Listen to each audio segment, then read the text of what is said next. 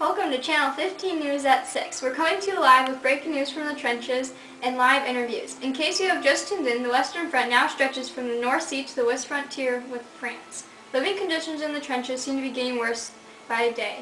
We will now go to Amanda for a live interview with a soldier. Thank you, Michaela. I'm here with two soldiers living in the trenches near No Man's Land. Can you tell me exactly what No Man's Land is? No Man's Land is a space of land between our trenches and the enemy's. How are the living conditions for you here? The conditions are horrible. That's the enemy! Duck! All clear. Sorry about that. We're always dirty because it's muddy. There are lice on all of our clothing and hair and rats that crawl everywhere. On top of that, we sometimes go days without food. And when we get food, it's muddy and stale. For water, we sometimes have to drink out of the muddy water. We never get new clothing, and so we have to stay in our lice and bug-infested uniforms. Our uniforms are always drenched because there's often water up to our ankles and sometimes our knees. How big are these trenches? That was a close one. They're usually about 7 feet deep and 6 feet wide. How long are you usually stuck in these trenches? We usually here for about 4 days, and then we are sent to the second line for another 4 days, and then we get a short time after rest. Thank you for taking time out of fighting for our country to speak with me. This has been Amanda reporting for Channel 15 News. Back to you, Michaela. Thank you, Amanda, for that informative interview. It's surprising to hear about all the horrible living conditions these soldiers have to live with. I don't even think I could last one day out there. We'll be back shortly after this break from our sponsors.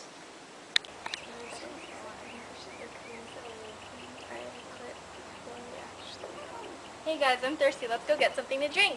Okay. A nice cold Coke sounds delicious. Yeah.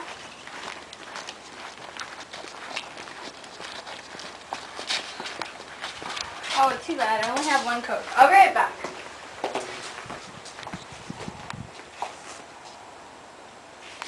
It's mine! No, it's mine. What are you doing? I have Coke. That's what I went to go get for you guys. Oh, thanks. Coke! Refreshing. G.I. Joe, G.I. Joe, fighting man from head to toe, on the land, on the sea, in the air. G.I. Joe attack! Boom, boom! G.I. Joe takes battle! Bam, bam! Horrific battle! Terrific equipment to have a battle with.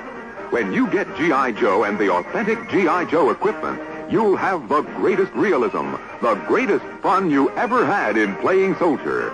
Box after box of authentic uniforms and equipment, so you can change your G.I. Joe soldier into a camouflage Marine ready for battle, a Navy frogman with complete scuba suit and inflatable life raft, an Air Force pilot with high-altitude helmet and air vest. Get G.I. Joe and get G.I. Joe equipment, so you can set up exciting battle action whenever you want.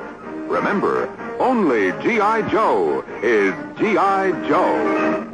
Welcome back to Channel 15 News. We just saw an interview with the soldier in the trenches, and now we're going to go back to Amanda, who will be talking to a nurse about the different diseases and injuries caused by the war.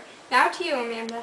Thank you, Michaela. I'm here now with Nurse Bluefoot in the nurses' quarters. What are some types of diseases you see? There are a lot of lice which causes trench fever, a particularly painful disease that begins with severe pain followed by high fever. For recovery, the soldier should stay away from the trenches, and this can take up to 12 weeks. There's also trench foot, which is the fungal infection of the feet caused by cold, wet and unsanitary trench conditions. It can become very serious and result in amputation. What are some operations that can be done for war wounds? Blood transfusions are given to replace lost blood, but the procedure does not always go smoothly. X-rays are now being done every day and are a huge help. New technologies are being found every day, so we just keep our hopes up to find better procedures. Thank you, Nurse Bluefoot. This has been a very informative interview. This is Amanda reporting live from the nurses' quarters. Now back to you, Michaela, in the studio. Oh wait, hang on. A soldier's just fallen and the nurse is going to go help him. Let's see how she does. I don't know what I can do for him. We get these situations all the time. His heart's decreasing.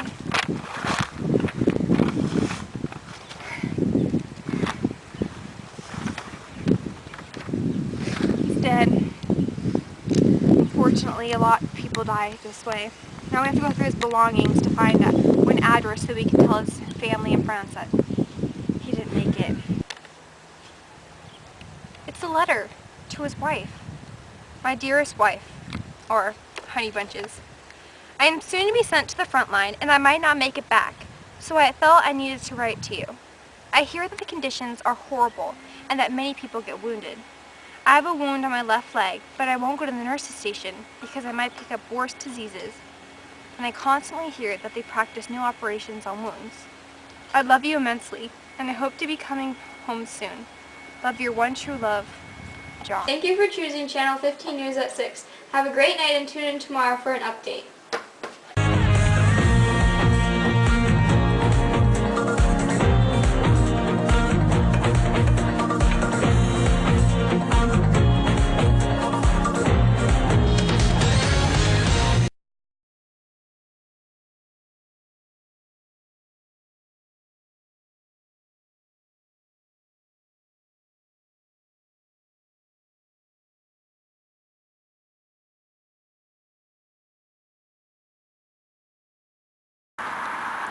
Oh wait, hang on. A soldier's just fallen and the nurse is going to get help. Let's watch her in action.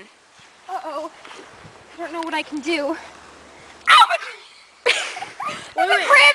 Welcome to Channel 15 News at 6, coming to you live with breaking news from the trenches and live interviews. In case you have just tuned in, the Western Front now stretches from the North Sea to the Swiss frontier with France.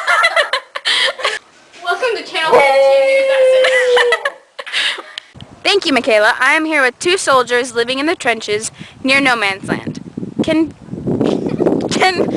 tell exactly what no man's land is? Can you tell us? Can you tell us exactly what no man's land is? No man's land is a space of land between our trenches and the enemy's. How are the living conditions here? Oh, the conditions are horrible. You're always dirty because it's muddy.